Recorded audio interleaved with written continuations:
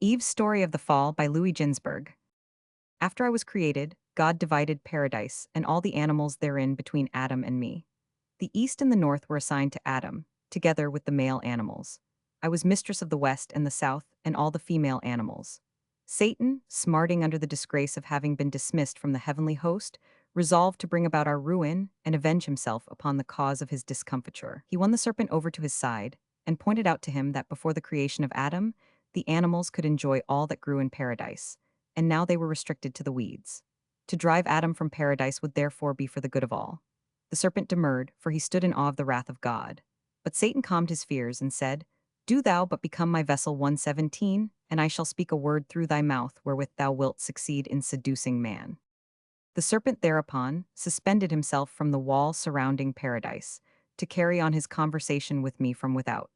And this happened at the very moment when my two guardian angels had betaken themselves to heaven to supplicate the Lord. I was quite alone, therefore, and when Satan assumed the appearance of an angel, bent over the wall of paradise, and intoned seraphic songs of praise, I was deceived and thought him an angel. A conversation was held between us, Satan speaking through the mouth of the serpent. "Art thou Eve?" "Yes, it is I." "What art thou doing in paradise?" "The Lord has put us here to cultivate it and eat of its fruits." "That is good, yet you eat not of all the trees." "That we do, excepting a single one, the tree that stands in the midst of paradise. Concerning it alone, God has forbidden us to eat of it, else, the Lord said, ye will die." The serpent made every effort to persuade me that I had naught to fear, that God knew that in the day that Adam and I ate of the fruit of the tree, we should be as he himself. It was jealousy that had made him say, "Ye shall not eat of it." In spite of all his urging, I remained steadfast and refused to touch the tree. Then the serpent engaged to pluck the fruit for me. Thereupon I opened the gate of paradise and he slipped in. Scarcely was he within when he said to me, "I repent of my words, I would rather not give thee of the fruit of the forbidden tree."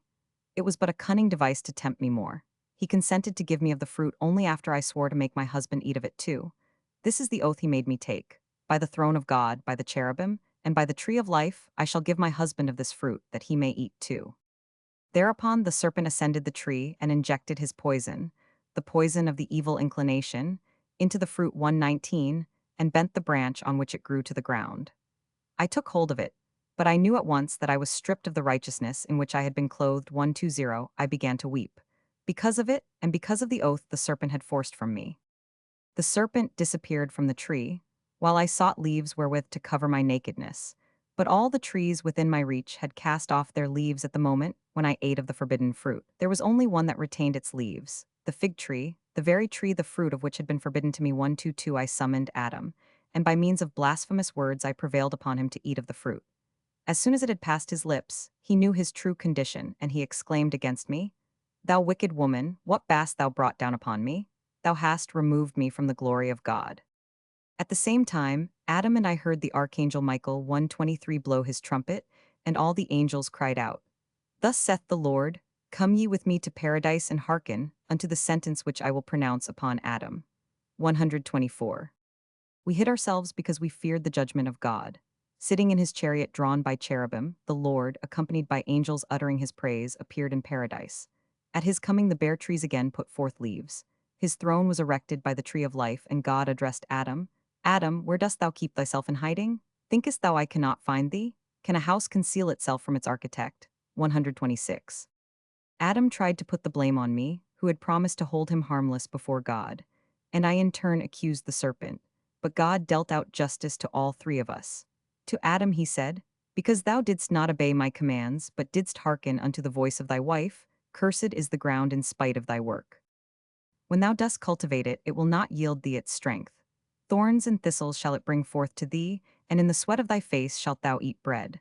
Thou wilt suffer many a hardship, thou wilt grow weary, and yet find no rest. Bitterly oppressed, thou shalt never taste of any sweetness.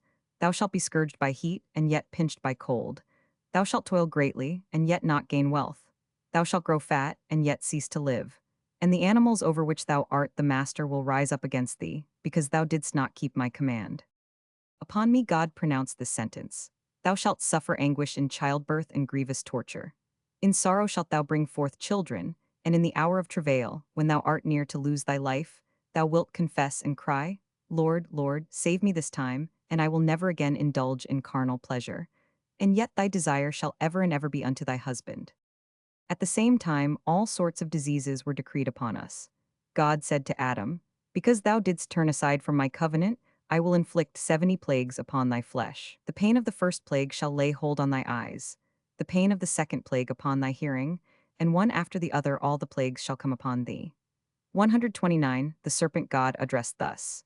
Because thou becamest the vessel of the evil one 130, deceiving the innocent, cursed art thou above all cattle, and above every beast of the field. Thou shalt be robbed of the food thou wast wont to eat, and dust shalt thou eat all the days of thy life. Upon thy breast and thy belly shalt thou go, and of thy hands and thy feet thou shalt be deprived. Thou shalt not remain in possession of thy ears, nor of thy wings, nor of any of thy limbs wherewith thou didst seduce the woman and her husband, bringing them to such a pass that they must be driven forth from paradise. And I will put enmity between thee and the seed of man.